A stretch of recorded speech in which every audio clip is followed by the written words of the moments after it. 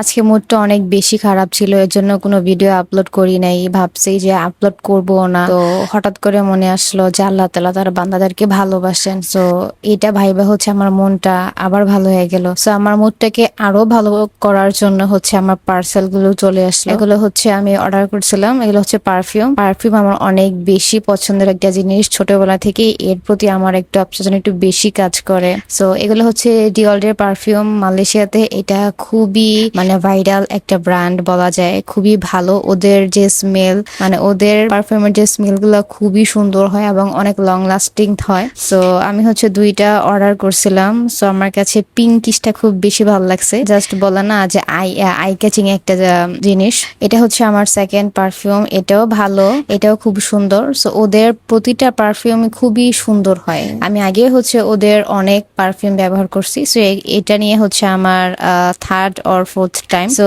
তোমরা দেখতে পাচ্ছ কত সুন্দর। যদি তোমরা মালয়েশিয়াতে থাকো তাহলে হচ্ছে এগুলা অর্ডার করতে পারবা। অনলাইন শপ আছে এবং হচ্ছে তাদের অফিসিয়াল স্টোরও আছে। তো যাই হোক, শেষমেশ হচ্ছে আমি একটা ছোট একটা মেকআপ বক্সের মতো, এটা বক্স বললে ভুল হবে, মেকআপ বুক আর কি।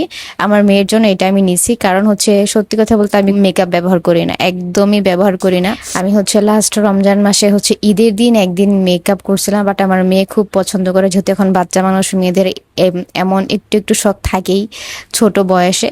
সো ওর জন্য হচ্ছে এটা আনা। ছোট একটা আয়না আছে লাভ শেপের, এন্ড হচ্ছে এখানে ব্লাশ, দেন হচ্ছে কন্ট্রোল থেকে স্টার্ট করে সবকিছু আছে, একটা বাচ্চার জন্য আর কি, যতটুকু দরকার পড়ে অতটুকুই। ও এর আগে অনেকগুলো মেকআপ বক্স নষ্ট করছে। এটা আমি ওর জন্য আবার আনছি, কারণ বাচ্চাদের এই সময়গুলো কিন্তু আর কখনোই ফেরত আসবে না। ওদের আমি ট্রাই করি বাচ্চাদের এইসব টুকিটাকি যে ইমোশন গুলো আছে, টুকিটাকি সবগুলো আর কি পূরণ করার। যদিও হচ্ছে বাচ্চাদের জন্য মেকআপ ভালো না, ও হচ্ছে ফেসে বেশিক্ষণ রাখে না, ও হচ্ছে প্র্যাকটিস করে আয়নার সামনে বৈশা বৈশা। তোমাদের কোন পারফিউমটা ভালো লাগছে অবশ্যই কমেন্ট করে জানাবা।